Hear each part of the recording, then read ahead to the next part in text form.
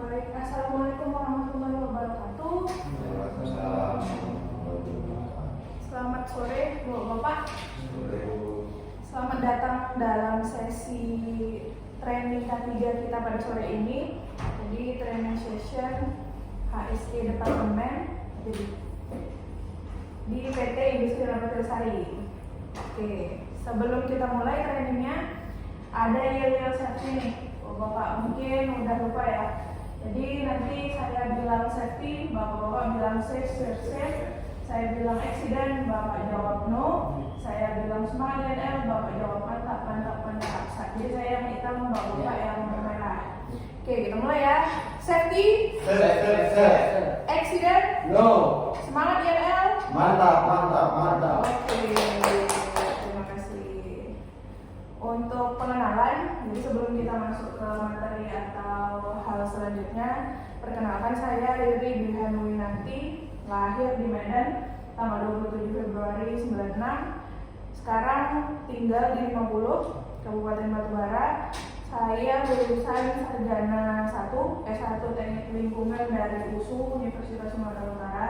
Terus di situ juga ada nomor HP sama email kalau misalnya Bapak perlu menghubungi saya di waktu yang akan datang, baik itu untuk keperluan training maupun untuk keperluan K3 lainnya. Oke, absensi. Jadi di depan Bapak sudah ada lembar absensi.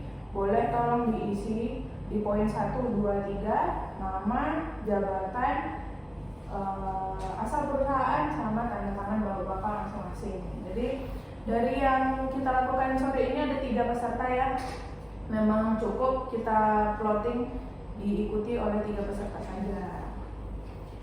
Oke, sembari mengisi absensi, sebelum kita masuk ke materi training, saya sampaikan dulu terkait safety induction. Jadi kita saat ini melakukan training di area PT INL. Ini merupakan layout keseluruhan. Saat ini kita berada di poin 2, front office. Ya, seperti yang kita lihat di layout keseluruhan ada 2 titik kumpul utama. Yang pertama di tengah PT INL dan yang kedua di dekat packaging plant sebelah kanan. Nah, titik kumpul ini berfungsi untuk sebagai tempat kita berkumpul apabila terjadi kondisi darurat. Jadi kalau Bapak dengar suara alarm panjang, benar terjadi kondisi darurat, segeralah kita menuju ke titik kumpul itu. Terus di gedung front office-nya ini sendiri, kita lagi ada di ruang meetingnya. Di gedung ini dilengkapi sama toilet, 1 di lantai 1 wanita dan laki-laki, yang kedua di lantai 2 wanita dan laki-laki yang berada di bagian belakang ruang meeting kita saat ini. Mungkin itu aja, tapi bisa saya pastikan hari ini tidak terdapat simulasi tanggap darurat, jadi tidak akan terdengar suara alarm simulasi tanggap darurat. Itu aja terkait induction sehubungan dengan agenda training kita hari ini. Nah, sebelum masuk ke materi training, saya mau sampaikan analogi atau kiasan kesamaan antara materi hari ini dengan hal yang kita jumpai setiap hari. Jadi ada yang kita tahu namanya surat izin mengemudi SIM yang kita pakai setiap kita berkendara di jalanan umum, di mana si SIM ini jenisnya dibedakan berdasarkan kendaraan yang kita kendarai, betul ya?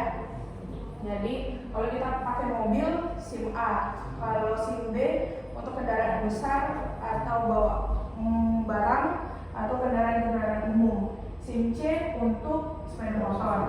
Nah itu, jadi jenis SIM dibedakan berdasarkan jenis kendaraan yang kita pakai. Sama halnya seperti izin kerja. Jadi jenis izin kerja disesuaikan dengan jenis pekerjaan yang kita lakukan di lapangan. Jadi berlaku selama 1 shift kerja untuk kegiatan pekerjaan di area kerja tertentu sesuai jenis pekerjaan. Sementara SIM berlakunya 5 tahun biasanya gitu. Jadi ada kesamaan antara SIM sama izin kerja. Nah, yang akan saya sampaikan di sesi training hari ini adalah terkait jenis-jenis izin kerja tadi yang merupakan bagian dari unit kompetensi mengawasi pelaksanaan izin kerja nomor unit kompetensi 71 KKK 01 Oke, adapun tujuan dan manfaat dari sesi training hari ini adalah peserta dapat menjelaskan jenis-jenis izin kerja di area kerja sesuai dengan jenis pekerjaan. Manfaatnya apa? Apa yang dapat Bapak aplikasikan dari materi training hari ini adalah mampu menentukan satu jenis izin kerja untuk pekerjaan di lapangan yang membutuhkan izin kerja. Jadi setelah training ini Bapak-Bapak akan tahu jenis-jenis izin kerja ada apa aja. Dan kalau misalnya nanti Bapak-Bapak berkarir di dunia K3 atau lain sebagainya, jadi leader segala macam, perlu menentukan izin kerja, Bapak udah bisa tahu menentukan satu izin kerja berdasarkan jenis pekerjaan di lapangan. Oke, ini merupakan roadmap pelatihan. Jadi kenapa bisa terpilih si judul jenis-jenis izin kerja ini? Itu sebenarnya diambil dari pelatihannya. Jenisnya ada pelatihan K3, unit kompetensinya mengawasi pelaksanaan izin kerja, elemen kompetensi mempersiapkan izin kerja, dan kriteria untuk kerja. Jenis izin kerja diidentifikasi sesuai dengan aktivitas kerja.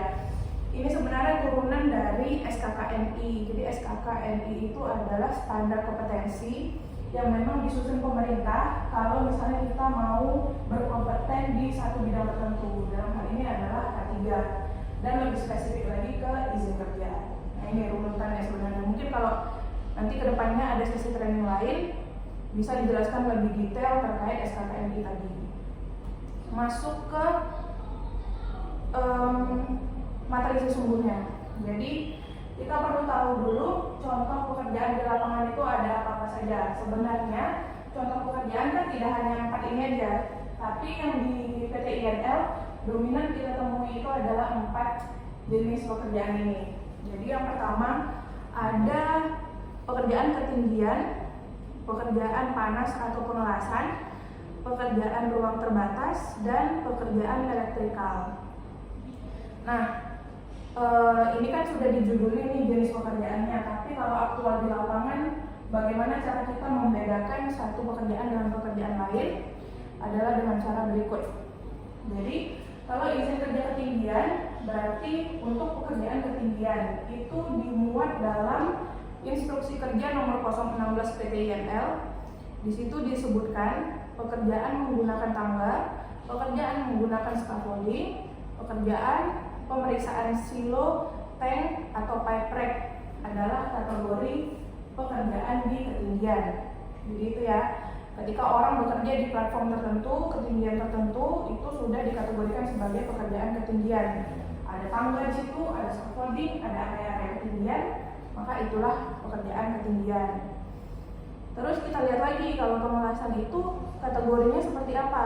Itu di-state dalam Instruksi Kerja 015 PT INL bahwa pengelasan ada beberapa kategori. Ada pengelasan dengan sumber listrik, pengelasan atau pemotongan menggunakan sumber gas, kemudian pengelasan dalam tangki atau area terbatas, dan pengelasan pipa. Ini salah satu contoh-contoh kegiatan pengelasan. Jadi misalnya bapak-bapak lagi keliling nih, tiba-tiba besok bapak pindah perusahaan jadi orang ketiga di perusahaan itu, terus bapak keliling-keliling kan lihat jenis pekerjaan. Bapak lihat ada pekerjaan pengelasan pemotongan, berarti bapak udah paham nih, ini adalah pekerjaan pengelasan, perlu izin kerja pengelasan, begitu. Nah, sama halnya seperti ruang terbatas, di Instruksi Kerja 014 juga disebutkan pekerjaan seperti apa yang termasuk dalam ruang terbatas adalah pekerjaan dalam tangki, pekerjaan dalam cobong, pekerjaan dalam pipa, pekerjaan dalam galian atau kompartemen. Jadi begitu ada ruang terbatas yang sempit, yang aksesnya terbatas, yang sirkulasi udaranya terbatas, dia dikategorikan sebagai pekerjaan ruang terbatas. Terakhir, ada elektrikal.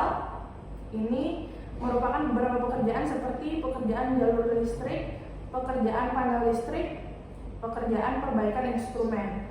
Nah, kata kuncinya, jika dia pekerjaan elektrikal, pasti dia menerapkan sistem LOTO, lock out, take out. Jadi ada yang dikunci. Misalnya kita lagi mau memperbaiki panel listrik A, pasti di panel tersebut ada area yang dikunci supaya orang-orang tidak menghidupkan atau mematikan kompor tertentu. Itu yang disebut dengan sistem LOTO. Mungkin nanti lebih lanjut training terkait LOTO juga perlu disampaikan. Tapi kita di sini hanya membahasnya sebagai pengantar saja. Selanjutnya setelah bapak-bapak udah tahu jenis pekerjaan, tipe-tipe pekerjaannya apa, udah tahu dia masuk ke izin kerja mana, pasti bapak-bapak perlu mencari lembar izin kerja untuk diterapkan di lapangan. Bagaimana cara membedakan formulir izin kerja tersebut? Yang pertama bisa dilihat dari nomor formulir. Jadi PT INL punya beberapa formulir dengan nomor, bisa dihafal dari nomornya. Kedua, bisa dilihat dari judul formulir. Sini dibuat izin kerja pada ketinggian, berarti ini izin kerja untuk ketinggian. Ketiga, bisa dilihat dari item-item yang ada di dalam formulir. Pasti kalau misalnya dia izin kerja ketinggian, di sini ditanyakan hal-hal terkait ketinggian. Sama halnya seperti izin kerja panas. Bisa dilihat dari nomornya, pasti berbeda dengan izin kerja lain.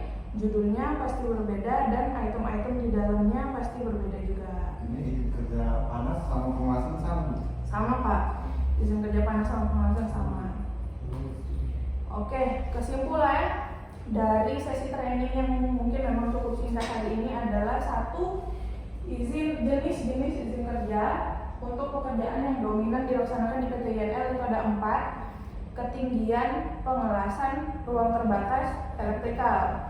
Setiap pekerjaan di lapangan memiliki spesifikasi tersendiri yang dapat dijadikan acuan untuk menentukan jenis izin kerja yang diperlukan. Kemudian lembar izin kerja dapat dibedakan dari nomor, judul, dan bagian-bagian yang diidentifikasi dari dalam formulir. Contoh kasus bisa dilihat dari foto. Ada pekerjaan menggunakan scaffolding, ini kata kuncinya, scaffolding lagi mengecat tulisan di pabrik kita. Sebutkan jenis izin kerja untuk pekerjaan ini. Betul. Nah, jadi kita udah bisa tahu nih dari mengidentifikasi proses pekerjaannya, langsung kita tahu ini perlu izin kerja apa. Oke, 2 menit evaluasi pembelajaran. Jadi di depan Bapak sudah ada lembar evaluasi. Dibaca soalnya selama 2 menit, kita tunggu bisa diisi jawabannya. Jadi silakan isi jawaban Anda pada lembar evaluasi yang telah dibagikan. Kita tunggu 2 menit untuk mengisi.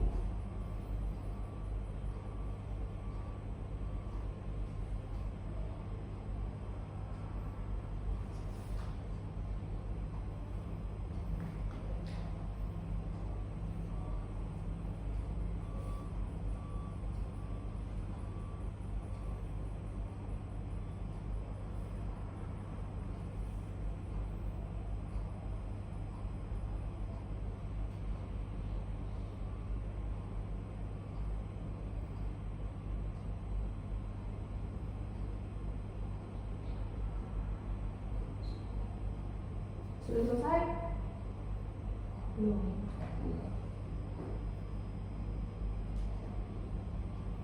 Dua menit 3 soal, jadi 1 soal kurang dari 1 menit.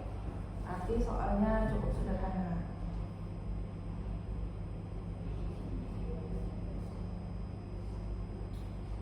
Siapa?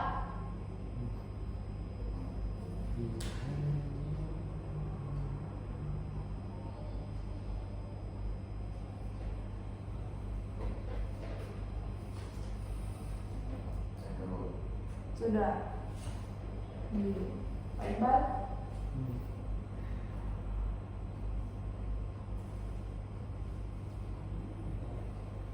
Oke.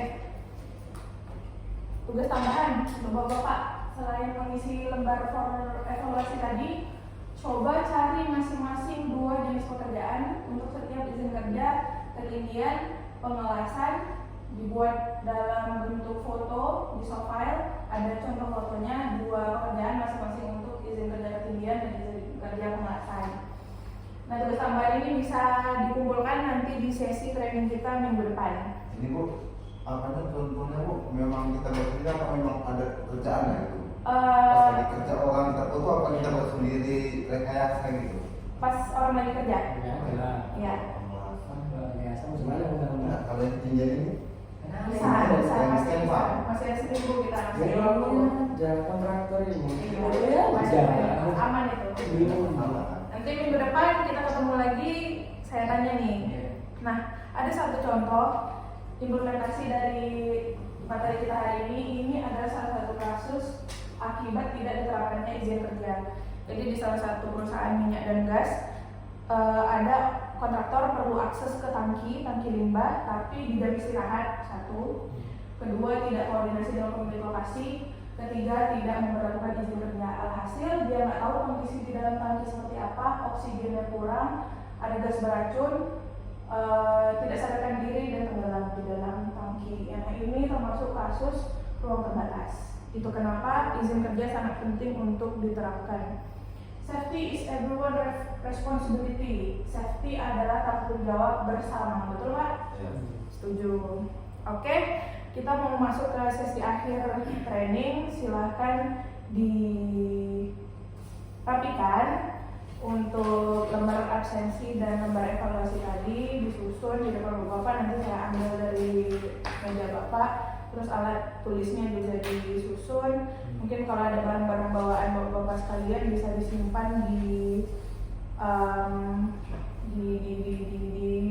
tas masing-masing. Sebelum saya akhiri, mungkin apakah ada yang mau ditanyakan dari sesi training kita hari ini? Kalau di luar pekerjaan dari tugas kami itu mana? Tapi harus perintah karyawan. Nah itu tadi Pak, berarti tetap. Ya, karena kan ketinggian ini, karyawannya nggak mau ngurus. Iya. Kejadian tuh di handphone. Ya, berarti itu salah satu contoh penerapan di kita yang memang masih kurang, Pak. Nah, setelah sesi training ini Bapak udah tahu kan standar yang benar itu seperti apa. Pasti kedepannya Bapak bisa tegur atau bisa menjalankan yang sesuai dengan ketentuan itu sebenarnya seperti apa. Karena tadi juga ditampilkan risikonya cukup besar kalau misalnya kita menjalankan pekerjaan tanpa izin kerja tadi. Ada pertanyaan lagi kira-kira?